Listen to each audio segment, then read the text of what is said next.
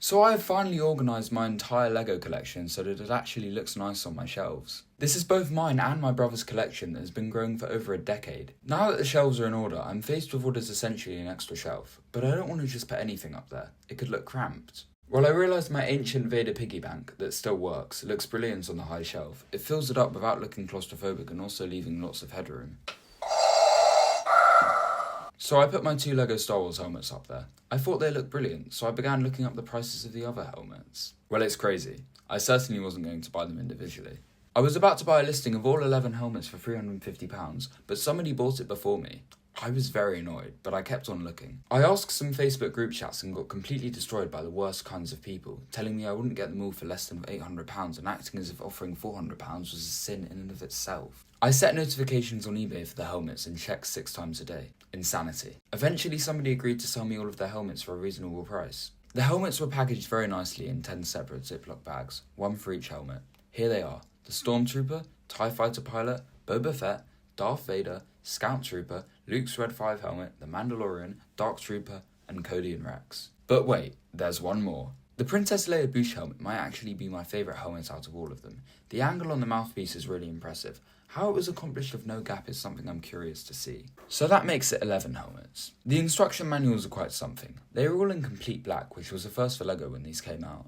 I remember in 2020 when I built the Boba Fett helmet, this was wild. The all-black box art, the appealing to adults. Now I'm not so sure about how I feel with the marketing LEGO does. The instructions give a bit of insight into the helmet, as well as the LEGO designer behind the set. This again was a first for LEGOs, before we never really knew who designed the set. For some reason, and I don't think this has happened before in any used LEGO stuff that I've bought, the pieces were very squeaky when I put them together. It was very distracting, so I washed the 10 helmets and it solved the issue. There are 2 more helmets coming on May 4th. The first one is Jango Fett, releasing alongside the Jango Fett Slave 1.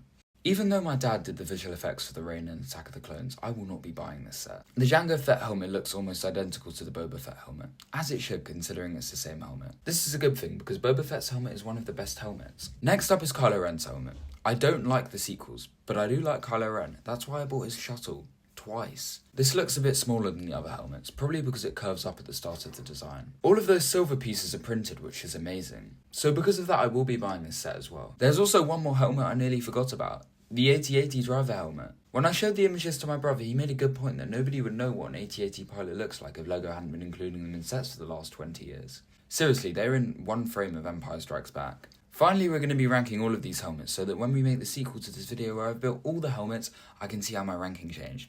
I say we because I do this YouTube channel with about 3 of my friends who will contribute more in other videos, but they're like the behind the scenes stuff. Number 14, the worst helmet is Luke's Red 5 helmet. I don't like the open design as it's inconsistent with all the other helmets and makes it more of a mask.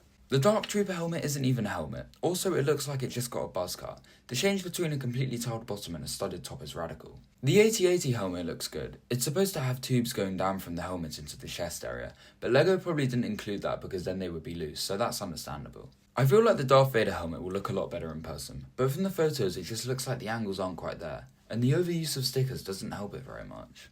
The Mando helmet has way too much grey, making it look boring and bland. I like the odd hint of chrome here and there, and of course the visor looks good, but I think this is a case of the colours not translating well into a LEGO set.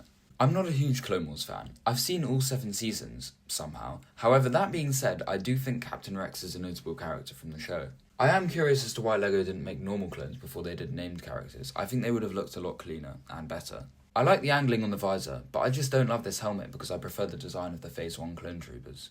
The Stormtrooper helmet is amazing. I really like the design and I think it was done very well, but I think it would have benefited from some tiles. Or maybe not. I have to build it and see. The Kylo Ren helmet has a lot of tiles, and I think that, mixed with the studded areas, makes for a sleek design that still looks like LEGO. Cody is done in the style of a Phase 1 clone, essentially looking like a clone with orange stuff on it.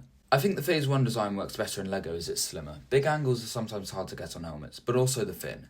The fin is so easy to get right, and LEGO did it. The Jango Fett helmet looks phenomenal. It is the only time I have ever bought a set from LEGO that I think is overpriced. I buy most of my sets used because I have way too much fun buying and selling on eBay.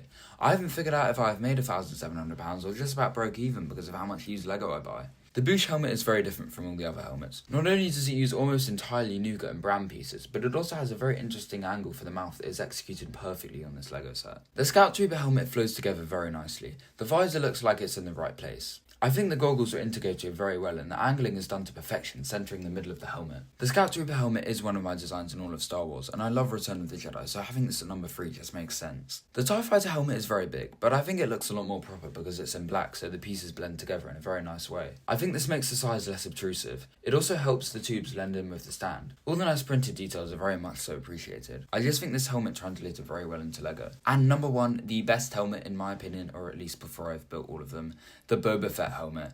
This is the most vibrant out of any of the helmets, largely consisting of sand green and dark red, two altogether not very common colours in LEGO.